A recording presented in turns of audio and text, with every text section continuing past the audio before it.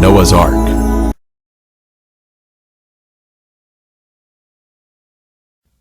You may order a copy of this program through arcdiscovery.com.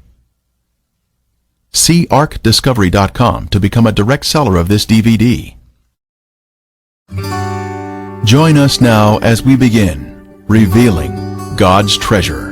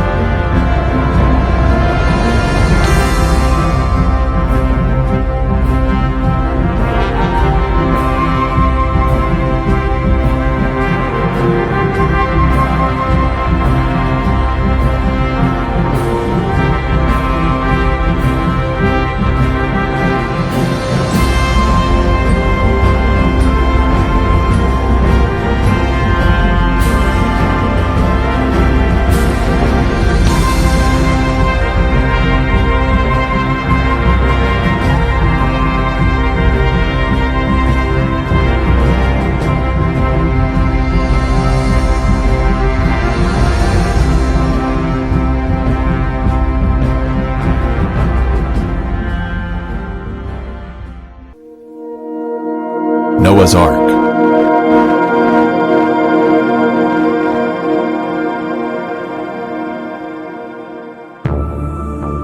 Before the great flood, the world had become filled with wicked men, so much so that the Lord decided to destroy the face of the earth. And God said to Noah, "The end of all flesh has come before me, for the earth is filled with violence through them, and behold, I will destroy them with the earth." The Lord chose Noah, a man of God, to build an ark in which the righteous would be saved along with some of the animals. Noah preached of conversion and repentance for 120 years, but only 8 people gave their hearts to the Lord and entered the ark. The rain came, and the people sought the safety of higher ground or the ark itself, but the angel of the Lord had closed the door of the ark, and it could not be opened. Probation had closed. It was too late. Death and destruction covered the earth. The thoughts of man were evil continually. God extended an invitation, but it was not accepted. This was a judgment of man. All the fountains of the great deep were broken up, and the windows of heaven were opened, and the rain was on the earth 40 days and 40 nights. So he destroyed all living things which were on the face of the ground.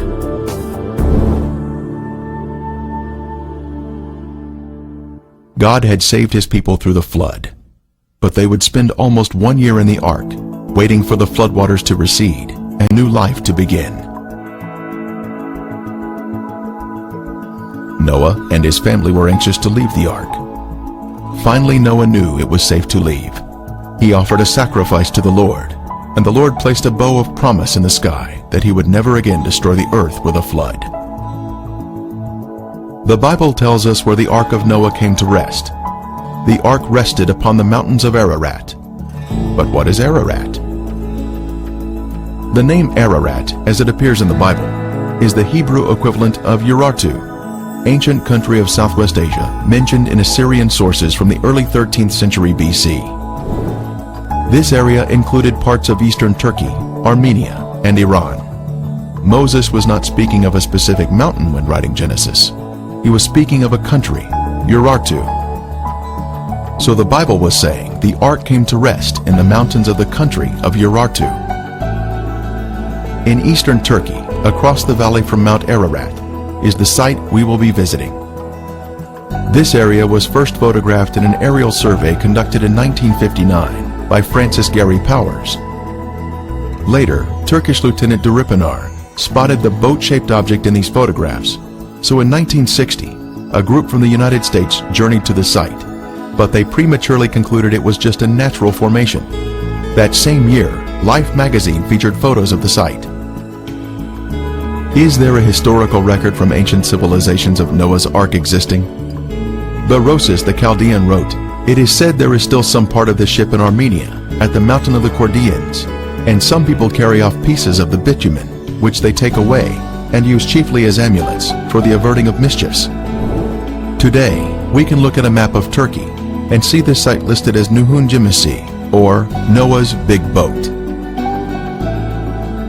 Making the trip to the site, we landed next to the very large Lake Van, which once hosted the ancient capital of Urartu named Tushpa, located along its shore. Heading out through the countryside, we see an extinct volcano.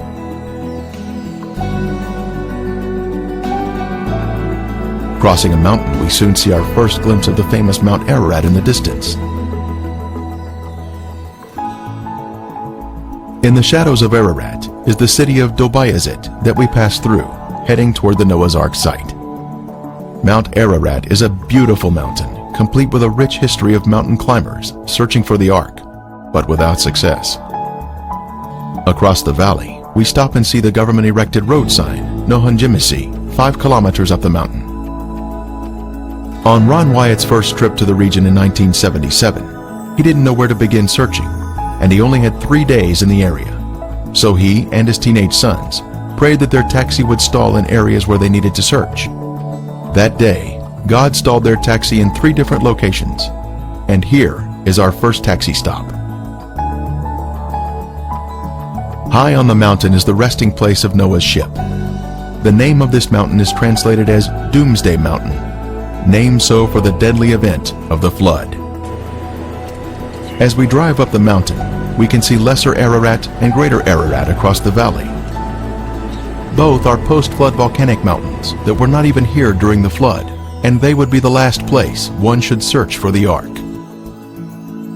We finally made it to the Ark. Looking at it from the stern, or rear, one can see the boat-shaped outline of the Ark. It has a rounded stern and a pointed bow or front. The symmetrical shape indicates that it is a man-made structure. Ron Wyatt made 24 trips out here to conduct tests and do research at this boat-shaped formation. Photos taken at different times of the year have brought out different features of the boat. There was so much convincing evidence uncovered at the site that the Turkish government declared this area to be Noah's Ark National Park, and yet today, the world is unaware of this amazing discovery.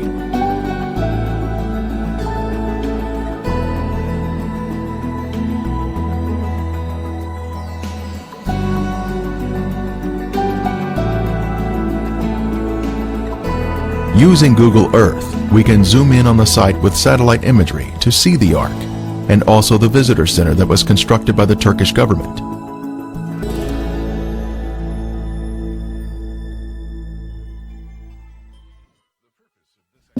It was on June 21, 1987, that a ceremony was held on the mountain to commemorate the site as Noah's Ark National Park. Dignitaries from around the country assembled to break bread and celebrate this wonderful find.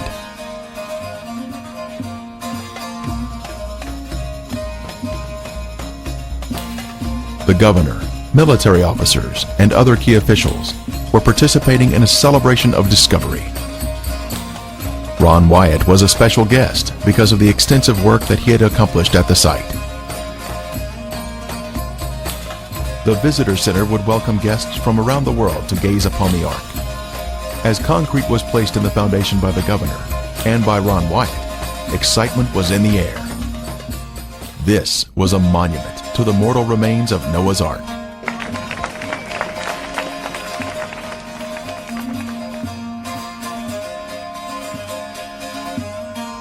Noah's Ark was found.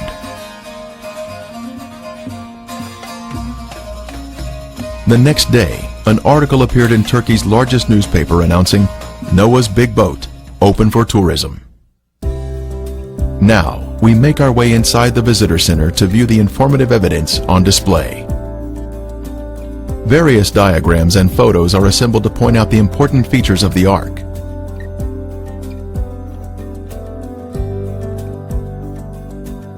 Specimens from the Ark are also on display, including petrified wood and sea fossils from the area, which indicate this mountain is water-laid rock.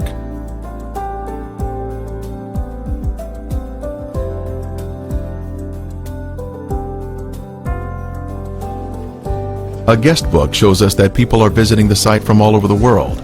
Many different countries are represented here.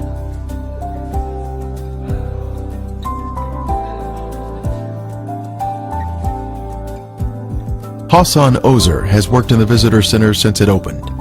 He has lived his entire life in a village here on the mountain, just above the Ark, and has a great deal of history associated with the Ark. His photo appeared in a Knoxville, Tennessee newspaper, so our team brought him a laminated copy for his own. Hassan now tells us some interesting history about the Ark formation. Tabii zaten biz gördük, biz de Ron Wyatt'a söyledik. Bu gemisi var ya, 1948 senesinde gece bir kayma deprem oldu. Sabahleyin baktık ki her taraf gitmiş. Bunun gemisi bir ada güçlüğüne kalmıştır. Her akşam üzerinde bir elektrik lambası gibi bir ışık yanardı. In 48, there was an earthquake, and it was in the night time, and we just wake up in the morning and we see the earth was moved, and we saw the shape like an ark. De ki 1960 yıllarında Türk Hava Kuvvetleri'ne bağlı bir pilot tarafından bunun fotoğrafı çekiyor. Gidiyor Ankara'ya. 1960 yıllarında. 60 yıllarında. Söyle. Also, after that time, there was a light we could see in the night time in the up on the village when we look down to the ark side, and people was believing that it's holy things, and when they come on to the next to the ark, this light is going off. You know, you cannot find. Benim kendi şahsi olarak ben de hem inanıyorum hem de karar veriyorum. Çünkü neden? Her taraf gitti, Nuh'un gemisi böyle ada gibi içinde kaldı.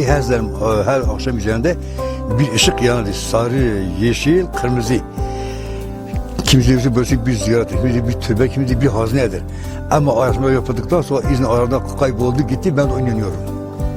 Söyle bir daha var, söyle onu söyle. I say that if in my personal thinking is well, I see after this earthquake there is a shape like an ark, and also there was a light which is colored light, green, yellow, and reddish lights we saw there, and lots of people were in the village. They were saying that's the holy place. Somebody says there is some gold, we should go dig it up and stuff like this. They say especially when you come next to it, it's going off. The light you cannot see anymore. But you see, after the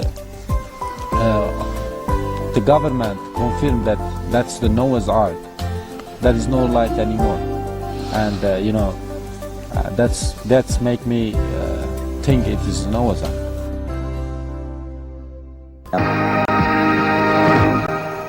Do you believe Noah's Ark actually existed? Could the legend that sounds like a fairy tale really become proven fact? Well, the search has been going on since biblical times. And in a moment, you're going to meet some people who are positive they have found the Ark. Now, we know such claims have been made before. But a few months ago, these people came to 2020 with some new and intriguing scientific findings. We followed them to the mountains of eastern Turkey. And what you'll see is a bizarre adventure with a host of unlikely characters. Tom Jarrell's story takes many twists and turns. That's the seductive beauty that brings them here, snow-capped Mount Ararat. The explorers looked for the Ark there since that's the highest point around here. And as the flood waters receded, presumably that's where it would have landed. But the Bible describes the mountains of Ararat, mountains plural. Is it possible that the ark came to rest on one of the smaller sister mountains to Ararat? The boat-shaped site was first found and photographed by a Turkish army captain back in 1959. It was quickly explored and dismissed as a freak of nature. But Wyatt, an amateur archaeologist, rekindled interest in it a few years ago. He brought in Dave Fassel, a marine salvage expert, to assess it.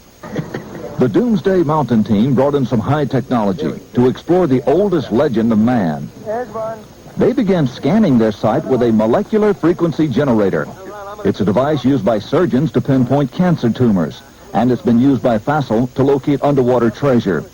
This time, the molecular frequency generator began to pick up a unique pattern of iron lines beneath the earth. Okay, bring that one up. They began placing ribbons along those lines. The finished shape, outlined by the ribbons, was that of a huge ship, the approximate length and width of Noah's Ark, as described in the Bible. The fascinating field of ribbons soon attracted higher academic interest. That looks like iron. Okay. Dr. John Baumgartner, a physicist with Los Alamos Laboratories, sent samples back to the lab for analysis and confirmed that the metal they were tracing with the ribbons was indeed iron. With the width and the length known, the only remaining question was depth. By locating the depth of the hull, they could determine if the boat-shaped object had the cargo capacity described in the biblical ark. To resolve this final issue, Wyatt and Fassel brought geologist Tom Finner to Turkey with his company's heavy-duty subsurface radar equipment. Gear like this located the black box cockpit recorder on the floor of the frozen Potomac River after the Air Florida crash. Suppose this rock were a foot or 2 feet underground. Would it give you a reading as to where that was? Could you locate it? Yes, we could. Is it possible that there will be a moment at which you'll say, this is a man-made object? The symmetry of the feature suggests it's a boat. I hope to prove that the underground structure is in fact that of a boat. It was here, several miles short of the boat-shaped site, that a waiting game began for Finner and the others. The party needed a final go-ahead from the Turkish government to complete their probe of Doomsday Mountain. Yeah. Anyway, we're going to hang in like smell on a skunk till there's nothing left to get this done. Hanging like the smell of a skunk. The Turkish government stopped the exploration. What now? Since we were there, Barbara, things have cooled down, and they've sent their own team of scientists in to take a look at this site. It's a very fascinating location. Ground-penetrating radar was used on the formation to see what is inside. The reflections created a picture of timbers underground. This diagram shows us some of the main structural elements of the ark, including parallel and repeated patterns, indicating a man-made site. Indeed, there is something beneath that rock besides rock. A radar device developed by Geophysical Survey Systems in Hudson was used on the mountain. The device, called SIR, is used by energy exploration companies to analyze what's below the Earth's surface. According to SIR, something man-made is under Mount Eridog. This data does not represent natural geology. It's a man-made structure. These reflections are occurring very periodic, too periodic to be random natural type interface. Compared to an aircraft carrier 1,000 feet long, we can see the ark is quite large. The ark was a high-tech vessel that was designed to survive a catastrophic flood that would destroy the surface of the earth. Complete with a keel, keelsawns, and anchor stones, it was truly a work of art designed to save the human race from annihilation. The Bible tells us the ark was 300 cubits in length. The ark formation has been measured to be 515 feet long, which is exactly 300 Egyptian cubits. Moses, when writing the Genesis account, would have been accustomed to using the longer Egyptian cubit of 20.6 inches. The Bible mentions an earlier cubit, cubits according to the former measure. This references the Egyptian cubit, which was divided into 28 digits, making up the cubit rod. Many centuries later, the 18-inch Hebrew cubit was developed and implemented. At the Tel Megiddo in Israel, Solomon's gates can be measured to exactly 6 Egyptian cubits, showing further evidence of its early usage. One can easily see the rib timbers near the stern on the starboard side of the ark. This was part of the superstructure of the ark, much like ships are constructed today. Horizontal boards would have been attached to these vertical ribs. Here we can see vertical fissures between the ribs. These ribs run perpendicular to the mud flow around the structure, indicating once again man-made construction. Local village boys greet us as we take a look at the starboard side of the ark, which curves uphill toward the front of the ark. This side is predominantly buried in the soil.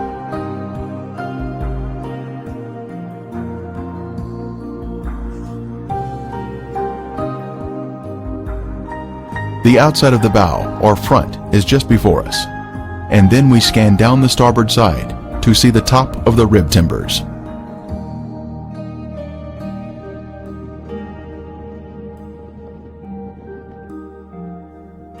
In the distance, we can see Mount Ararat and Lesser Ararat. We now pan over to the port side of the ark near the stern. This side is less preserved, but we can see one large rib timber standing at attention.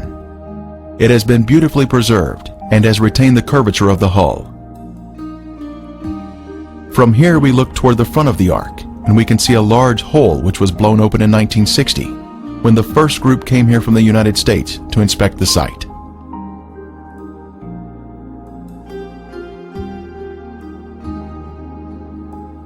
We are now standing on the middle deck of the ark, and now pan over to the interior of the port side, where we can see 4 horizontal protrusions in a row. They are arranged in a regular pattern, indicating man-made construction.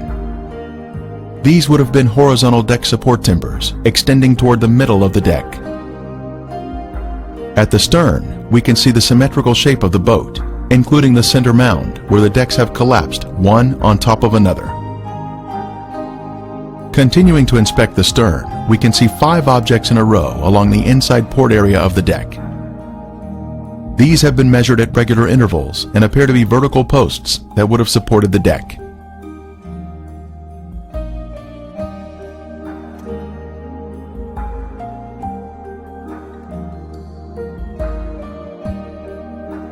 The ark originally came to rest higher on the mountain, but was pulled down to its current location amidst a lava or mud flow, which impaled it on this rock outcropping. Ron Wyatt was operating his ground-penetrating equipment before Turkish authorities when he spotted an object just below the surface. What they found was this beautiful deck timber. It was tested at Galbraith Labs for organic carbon. The level of organic carbon was extremely high, thus proving this object was once living matter, consistent with wood. Mr. Wyatt was able to display the deck timber on CNN when he was interviewed on their network. The timber is in 3 layers, much like plywood, with glue oozing out at the end. This makes it stronger than one solid piece of wood. The outer area is covered in black pitch. Some nails can also be seen on its surface. This layering of wood may have been the gopher wood mentioned in Genesis. Just above the ark site is the Uzungili village. Its former name in the 19th century was Nasr. This pronunciation is similar to Nisr, a village that the Babylonian Berosus described as being near the ark site. Josephus in the 1st century said, "Its remains are shown there by the inhabitants to this day." This would tell us the ark would be in an accessible location. These local villagers would have had a tourist trade, accommodating visitors to the ark. The visitors to the ark would have stayed overnight here and would have bought souvenirs in the village. Evidence of this was discovered in 2000, when an archaeologist found this potsherd 20 yards from the ark.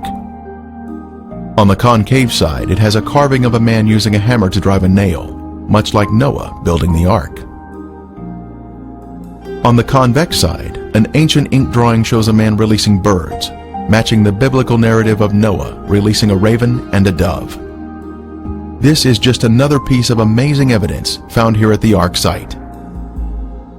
Using radar equipment, Ron Wyatt discovered an open cavity on the starboard side of the ark. Utilizing a core drilling technique, he was able to gain access to the interior of the ark. Stunning evidence was pulled from the belly of the ship. Using an improvised long rake device, petrified animal dung was extracted from the hull. Next, cat hair was also pulled from the cavity. Then, a petrified antler was extracted. These are all items that one would expect to find in the bottom of the ark.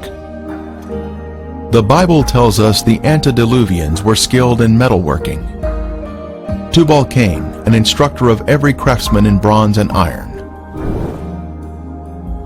This large metal rivet, or metal washer around a metal rod, was found by Ron Wyatt when he had taken a tour group to the site in 1991. The center rod had been struck while it was hot, causing it to flare out, holding the washer in place. Test results showed that it contained 8% aluminum metal.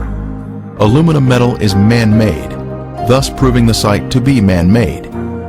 Skeptics have said Mr. Wyatt was lying about the testing, but was he really? When the Ark Discovery International team was at the Ark site, they used a metal detector to locate metal fittings on the Ark. This is a crescent-shaped piece of metal that had been a circular washer in its better days and was found near the bow on the port side. A portion of it tested at Galbraith Labs in Tennessee, and the results were stunning. It was 8% aluminum metal, just as Ron Wyatt's test had revealed. The test additionally showed a small amount of titanium metal that is also man-made. The Ark Discovery team continued its analysis at the site and located another fitting on the starboard side. A portion of it was sent to Galbraith Labs for testing, and again, there were incredible results.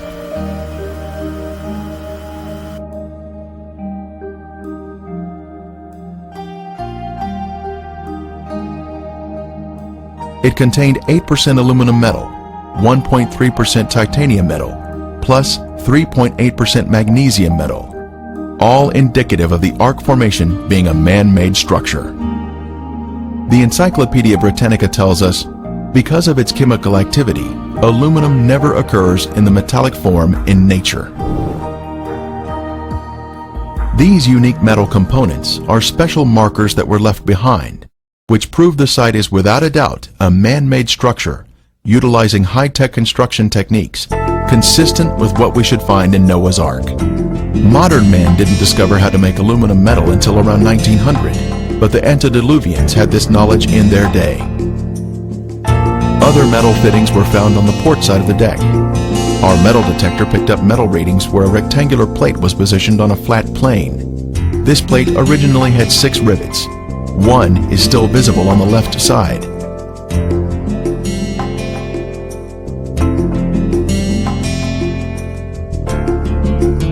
Other metal fittings can be seen around the Ark in various locations. The metal fittings have different colors from the surrounding material, making it easier to locate them at the site. On the outer portion of the Ark, at a higher level, we were able to see this object that appears to be a metal cap on top of a vertical post.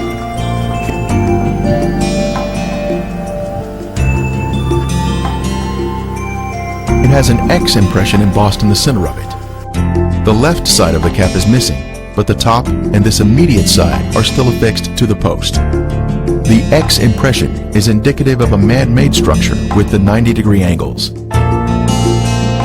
Our second taxi stop is the village of Kazan, where large anchor stones can be found that once hung from the rear of the Ark. Just down the valley from Noah's Ark, we come to the village of Kazan, where portions of the Ark's directional system were released, thus allowing the Ark to float more freely. This village was known as the Place of the Eight, named so for the 8 survivors of the flood. This is the first area that Noah and his family lived after the flood. The large anchor stones were hung from the rear of the Ark to keep the rear facing oncoming waves. It created a type of resistance in the water, allowing the rounded rear of the Ark to fend off powerful waves that would critically damage the Ark if struck broadside. This is our first anchor stone.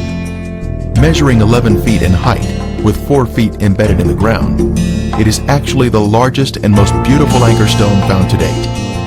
A tapered hole was drilled into the top of each anchor stone, a 5-inch opening on one side and a 7-inch opening on the other, allowing a rope to be pulled through and a knot tied. It was designed to be lifted while in the water when it would weigh less, thereby preventing the top from breaking off. The most striking feature is the crosses that have been carved on the anchor stone. Early Christians came through this area and recognized these objects as biblical items from the ark. They carved crosses on these anchor stones, representing Noah and his family. The largest cross here represents Noah and is of the Crusader style. The diamond shape with a cross above was Nimrod's sign when he was alive. The diamond represents the ark that he took credit for. Then the vertical line is the pathway to heaven, with the crossbar representing heaven. The Egyptians had an adaptation of this symbol called the Ankh. Smaller anchor stones or drogue stones can be found near the Mediterranean. This is one of the largest you will ever see outside the Noah's Ark area. The next anchor stone is partially buried in the ground with 5 crosses. The largest cross represents Noah. The next smallest, Mrs. Noah. Then the 3 smallest are the sons of Noah. At the bottom is a possible image of the Tower of Babel, which was built around 200 years after the flood by Nimrod and his rebellious followers. This particular stone has 7 crosses, with the 8th having been removed at some point in time.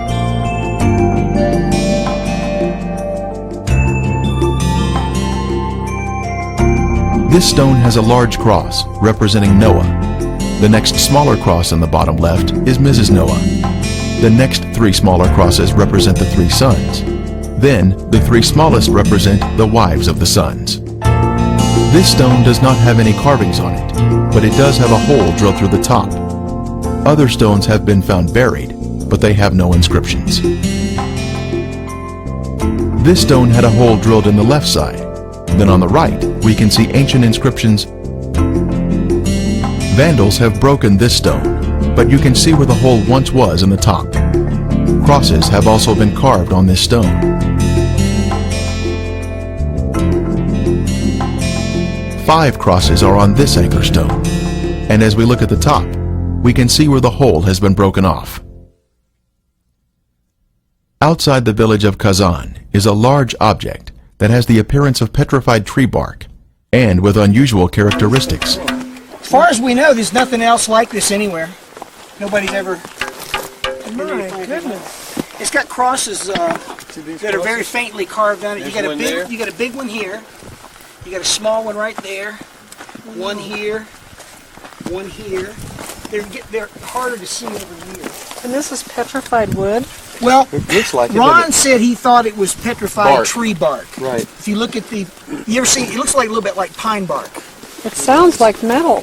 Yeah, why would the anchor stone be wood? This isn't an anchor stone. Oh, I see. This was just like something that was on the ark, right? I believe. Well, Ron theorized that this might have been the or part of the cover. You remember at one point it says, and Noah came out of the ark and he took the cover off, or he threw the cover off. And of course that's just speculation. We don't have a way of knowing, but this is a rather unique thing. It has the appearance and the texture of some kind of a bark, but you know, it is stone. That is the cross. Right? That is the cross. There you go. That is incredible. It has a very hollow sound. Very hollow. It sounds like metal. But it's just a... Well, it's just, that's its harmonic rate. Right. Yeah. Harmonic resonance, you're right. Yeah. But there's not many stones that do that. That's true. With the sun coming out. Well, I think there's 8 crosses on it. We've been able to find 7. I think there's an 8th one up there. Our next taxi stop is the home of Noah, near the village of Kazan. This photo was taken in 1977 by Ron Wyatt, showing the walls of Noah's home. Since then, all the walls have been torn down by local treasure seekers. In the front yard stood this large tombstone. On the tombstone was a drawing of 8 people and a boat on a wave. The second largest person was looking downward with their eyes closed. This indicates that this was Mrs. Noah's tombstone. After Mr. Wyatt showed this to someone, That person later hired others to exhume Mrs. Noah's 18-foot sarcophagus. Its depression in the ground is still visible today. Her jewelry was later sold on the black market for millions of dollars. Extending out from Noah's house are these ancient stone fences for containing animals. In Genesis, we are told that Noah practiced husbandry. In this case, we can see signs of animal husbandry. Some fences are more prominent than others, but they are all in straight lines. Uphill, behind Noah's home, is this large altar that he would have used to sacrifice animals to the Lord. It is approximately 10 feet in diameter and has a cube-like shape.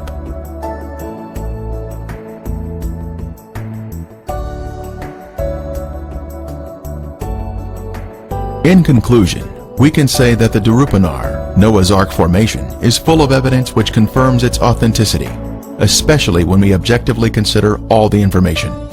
Many books have been written about the discovery of the Ark. It has been featured in many newspapers and television programs, but most of the world is not aware of this beautiful discovery, which refutes evolution and proves the Bible to be truth. In God's timing, He will reveal this to all mankind.